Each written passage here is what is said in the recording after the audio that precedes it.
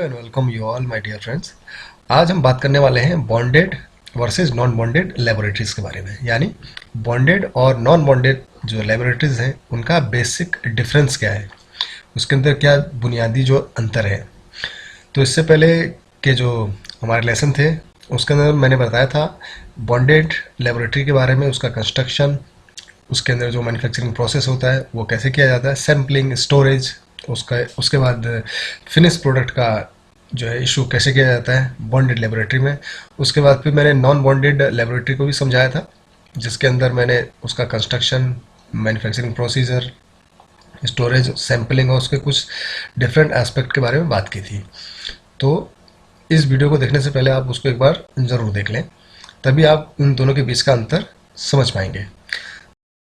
तो चलिए बिना देरी किए अपने इस टॉपिक को स्टार्ट करते हैं। इसके पहले डिफरेंस से पहला डिफरेंस ये कहता है कि bonded laboratory is required to function under the supervision of excise staff, यानी बॉन्डेड लेबोरेटरी के अंदर जितने भी फंक्शन किए जाएंगे, चाहे वो मैन्युफैक्चरिंग से रिलेटेड हो या अपने फिनिश्ड प्रोडक्ट को फिनिश्ड गुड स्टोर के अंदर शिफ्ट करने का प्रोसीजर हो, या फिनिश गुड स्टोर से किसी बने हुए सामान को या किसी बनी हुई मेडिसिन को फैक्ट्री से अगर बाहर ले जाने का अगर प्रोसीजर है, तो ये सारे जितने भी फंक्शन हैं वो under the supervision of excise staff की ही परमिशन से होंगे, यानी इन सब के ऊपर एक्साइज स्टाफ का कंट्रोल होगा। बिना उनकी अनुमति के कोई भी इस तरीके से एक्टिविटी नहीं की जा सकती। वहीं दूसरी ओर नॉन बॉन्डेड लेबोरेटरी में किसी भी तरीके के एक्साइज स्टाफ की ज़रूरत या ऐसी बाउंडेशन की रिक्वायरमेंट नहीं रहती है। ठीक है। अब बॉन्डेड लेबोरेटरी का थर्ड पॉइंट ये कहता है कि अगर आप बॉन्डेड लेबोरेटरी को बनाने जा रहे हैं, उसका कंस्ट्रक्शन करने जा रहे हैं, तो उसके अंदर चार जो मेन पॉइंट हैं उनको ध्यान में रखा जाना बहुत ज़रूरी है। तो चार पॉइंट क्या है? पहला पॉइंट ये कहता है कि रॉ स्पिरिट स्टोर, यानी आपकी बॉन्डेड लेबोरेटरी के अंदर एक separate area raw spirit store को रखने के लिए होना चाहिए। रॉ स्पिरिट स्टोर वैसा स्पिरिट होता है जिस स्पिरिट के ऊपर अभी तक आपने एक्साइज टैक्स या एक्साइज ड्यूटी पे नहीं की है। तो इस तरीके के स्पिरिट को रखने के लिए आपके पास एक सेपरेट स्पिरिट स्टोर होना चाहिए। ठीक है। उसके बाद आपका सेकेंड पॉइंट ये कहता है मैन्युफैक्चरिंग रूम, यानी बॉन्डेड लेबोरेटरी के अंदर एक या एक से ज़्यादा मैन्युफैक्चरिंग रूम जो है होनी चाहिए। ठीक है। उसके बाद थर्ड पॉइंट ये कहता है कि फिनिश्ड गुड स्टोर, यानी जो भी आपने सामान या जो भी मेडिसिन या नार्कोटिक प्रिपरेशन आपने बनाई है उसको स्टोर करने के लिए एक फिनिश्ड गुड स्टोर आपके पास होना चाहिए। ठीक है। उसके बाद आपका फोर्थ पॉइंट ये है कि ऑफिस ऑफ एक्साइज स्टाफ, यानी जो भी एक्साइज ऑफिसर्स या एक्साइज स्टाफ आपकी बॉन्डेड लेबोरेटरी के अंदर काम कर रहे हैं, तो उनके लिए भी एक वेल मेंटेन्ड ऑफिस होना चाहिए। ठीक है। तो ये आपका थर्ड पॉइंट कहता है बॉन्डेड मैन्युफैक्चरिंग के लिए।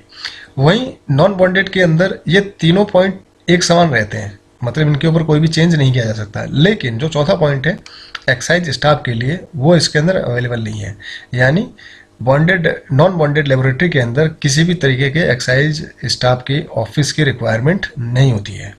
ठीक है। बाकी जो तीन पॉइंट है आपका raw spirit store, manufacturing room और फिनिश गुड स्टोर, ये आपका तो होगा ही, लेकिन कोई भी एक्साइज ऑफिस जो है एक्साइज स्टाफ के लिए नहीं होगा। अब इसका फोर्थ पॉइंट ये कहता है कि एडवांस सिक्योरिटी मनी, यानी बॉन्डेड मैन्युफैक्चरिंग या बॉन्डेड लेबोरेटरी के अंदर आप कोई प्रोडक्ट बनाने जा रहे हैं, तो उसके बनाने से पहले आपको एक एडवांस सिक्योरिटी मनी जो है जमा करनी पड़ती है। लेकिन नॉन बॉन्डेड के अंदर इस तरीके की कोई भी सिक्योरिटी मनी को जमा करने की ज़रूरत नहीं है। फिफ्थ पॉइंट ये कहता है कि बॉन्डेड लेबोरेटरी में स्टेट गवर्नमेंट के द्वारा किसी भी प्रकार के टैक्स में छूट या रियायत नहीं दी जाती है। भले ही बॉन्डेड जो लेबोरेटरी है उसमें अल्कोहल का कंजप्शन 100 लीटर प्रति वर्ष से अगर कम भी होता है, तो भी इस कंडीशन में स्टेट गवर्नमेंट के द्वारा कोई भी टैक्स रिलैक्सेशन नहीं दिया जाता है। वहीं दूसरी तरफ नॉन बॉन्डेड के अंदर अगर नॉन बॉन्डिंग जो लेबोरेटरी है उसमें जो अल्कोहल है उसका कंजप्शन 100 लीटर पर ईयर से कम है अगर, तो उस केस में स्टेट गवर्नमेंट उसे टैक्स रिलैक्सेशन दे सकती है। या किसी ड्रग को बनाने में अगर अल्कोहल का वेस्टेज ज़्यादा होता है तो उसके लिए भी कुछ टर्म्स एंड कंडीशन जो है स्टेट गवर्नमेंट ने दी हुई हैं, अगर उस कंडीशन के अंदर वो फिलफिल होती हैं तो उसके ऊपर भी जो है टैक्स रिलैक्सेशन गवर्नमेंट दे सकती है। ठीक है। सिक्स पॉइंट ये कहता है कि जो भी आप अल्कोहल मंगाने जा रहे हैं, जो भी स्पिरिट आप मंगाने जा रहे हैं, तो उसको मंगाने के लिए जो आप ऑर्डर प्रिपेयर करेंगे उसकी 2 कॉपीज़ बनाई जाएंगी, यानी इंडेंट की 2 कॉपीज़ प्रिपेयर की जाती हैं। वहीं नॉन बॉन्डेड लेबोरेटरीज़ के अंदर स्पिरिट या अल्कोहल को मंगाने के लिए जो ऑर्डर की कॉपी है वो 3 उसकी कॉपियाँ बनाई जाती हैं, यानी ट्रिप्लिकेट कॉपी उसकी बनाई जाती हैं। पहली कॉपी डिस्टिलरी के जो ओनर है उसको दी जाती है। सेकेंड कॉपी ऑफिसर इंचार्ज जो होगा स्पिरिट वेयर हाउस का, उसके पास दी जाएगी। और जो थर्ड कॉपी होती है वो बॉन्डेड लेबोरेटरी के ओनर है या जो लाइसेंसी है वो अपने पास रख लेता है अपने रिकॉर्ड में। ठीक है।